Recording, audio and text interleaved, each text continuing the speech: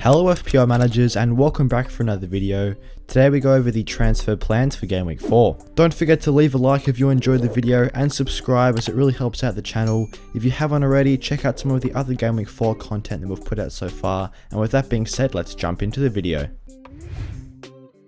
So let's have a look at how the team got on in Game Week 3, discuss some weak points and then look at some good transfer replacements. Amongst the defenders, there wasn't too many good scores this week as Alexander-Arnold and Cancelo both scored 0 points, with Reece James also coming into our team to just score the 1 point for Chelsea. Raya also couldn't keep a clean sheet as neither did Patterson as they got 3 points and 2 points respectively. In the midfield, it was very good to see Andreas Pereira get 8 points as he accompanied an assist with 3 bonus points, looking very promising for Fulham.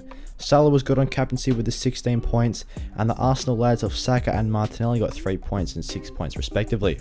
It is the second week in a row now Saka has frustrated, and he's definitely one we're looking at moving on in the coming game weeks after Arsenal's good fixture run ends. In the forward line, there was 2 attacking returns from the 2 strikers, with Jesus getting an assist and Haaland getting a goal, but he definitely could have had more in this Newcastle game. It was a bit frustrating looking at the bench, seeing Ward with 1 point and then Trippier and Bailey with 6 points and 5 points for each of them, as this could have been a lot more points on the pitch had we started Trippier and Bailey. So with that all taken into consideration, the 2 players that we're most likely looking to move out of the squads is Patterson and Saka. With around 1.5 million in the bank, Patterson could be a good option to upgrade as we could move to 5 starting defenders if you'd like to switch to a 5-back formation, and Saka, having blanked in 2 consecutive weeks, is definitely one on the horizon of a move as his positioning hasn't been the best, especially last week against Bournemouth. So as far as Patterson replacements go, here are 3 identified players that we think could be good options instead of him, including Perisic, Zinchenko and Saliba, as both the Tottenham and Arsenal defences have looked very solid so far this season. I do think Saliba is a great one at £4.6 million, it could prove to be good value, whilst Zinchenko was a bit more expensive, offering a bit more attacking potential, and then Perisic was able to record double digits in his first start for Tottenham. As far as Saka replacements go, we're probably going to be looking to move him out in the next 1 to 2 game weeks after his decent fixture run ends with Fulham and Aston Villa both at home. The 3 good options that we're looking to replace him with include Zaha, Gundogan and Rodrigo, as all 3 of these players had made great starts to the season and have good upcoming fixtures. So starting off with the Patterson replacements, as I touched on, we do have £1.5 million in the bank, so it's definitely a good opportunity to upgrade that £4 million defender to a 5 or 5.5 option. The first one here is William Saliba, who is a little bit more cheap at £4.6 million, as he's proved to be a great asset for Arsenal in the new season. The Arsenal defender has combined 1 goal with 2 clean sheets so far, as he is one of the highest scoring players over the first 3 weeks. In fact, amongst defenders, he does rank top for points, getting himself 21 points in just his first 3 games. I do think he's definitely a nailed starter in that Arsenal defence, as I would expect Ben White to be the one that drops out of the squad when Tomiyasu comes back in, with Saliba staying in that centre-back position. Looking at Saliba's underlying numbers, he's been very impressive so far, as he currently has the 4th highest expected FPL points out of any defender, as this stat is only bettered by Zinchenko, Reece James and João Cancelo. Obviously, these players are a lot more expensive than him, so at £4.6 million, I do think he's one of the best value players in the game right now, as he has such good points potential. Especially with the next 5 fixtures of Fulham, Aston Villa, Manchester United, Everton and Brentford, I think it's going to be more clean sheets for Arsenal over this time, especially since 3 of their next 5 are at the Emirates. Looking at another Arsenal asset is his teammate in Zinchenko, who has also proven to be one of the best options in defence in the first 3 game weeks. In 3 games, Zinchenko's combined 1 assist with his 2 clean sheets to also be one of the highest scoring defenders over this period. His 19 points ranks 4th amongst all defenders, actually only 2 points behind William Saliba so far, and he's one that probably offers a little bit more attacking potential. His 3 total shots is a team leading total amongst Arsenal's defenders, as one of these has been on target. He has also attempted 2 assists as well with an XA of 0.64, which is a fairly high figure. In fact, amongst all defenders, this stat does rank 5th, only behind Perisic, Struijk, Alexander-Arnold and Diogo Dalot.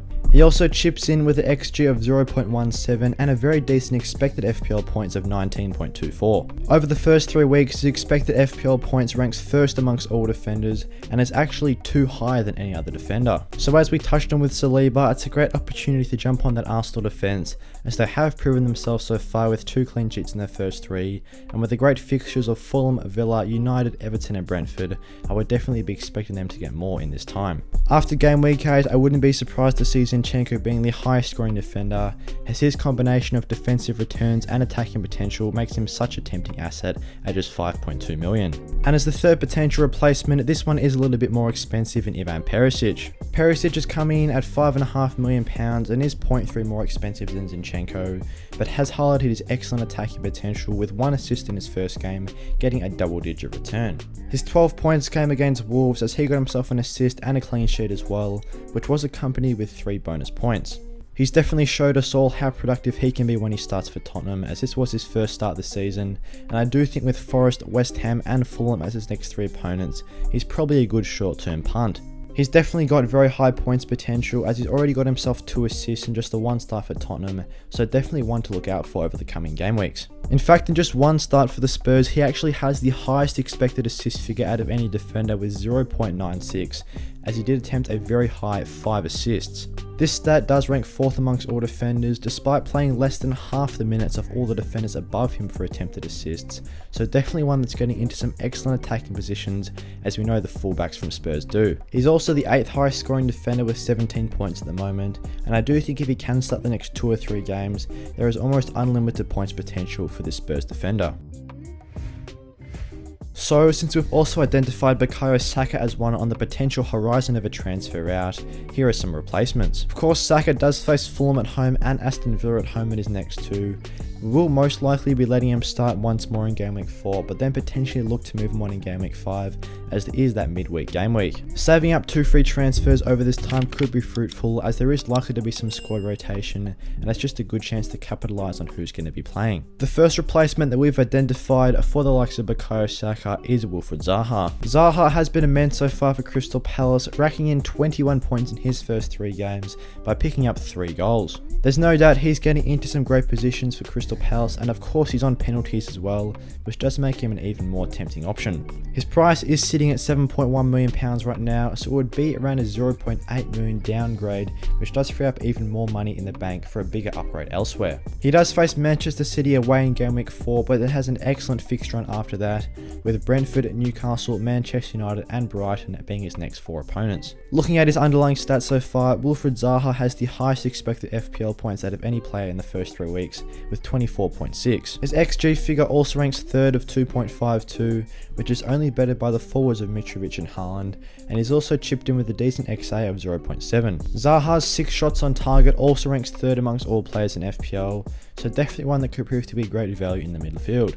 Rodrigo is the second potential replacement for Saka, as he's proved to be such a great value pick at just £6.3 million at the moment, getting himself 4 goals in his first 3 matches. Leeds have been extremely impressive so far this season, and it's all been thanks to their very potent front 3 of Aaronson, Harrison and Rodrigo. Rodrigo has been holding that central position and has great underlying stats to show for it, with 13 total shots ranking 2nd amongst all players and 6 shots on target ranking tied 3rd amongst all players. His XG of 1.89 does rank 2nd amongst all midfielders, only behind Wilfried Zaha, and he's also got a very decent expected assist stat of 0.85. Rodrigo has the 2nd highest expected FPL points out of any player in the first 3 games with 24.11, and is the highest point scoring player over this time with 35 points. So with the incredible fixed run that Leeds have of Brighton, Everton, Brentford, Forest and Manchester United as the next 5 opponents, I would expect the Leeds forwards to continue their good form, as they're just getting so many chances. The last midfielder that we're looking at to replace Saka is one that I've been very impressed by so far,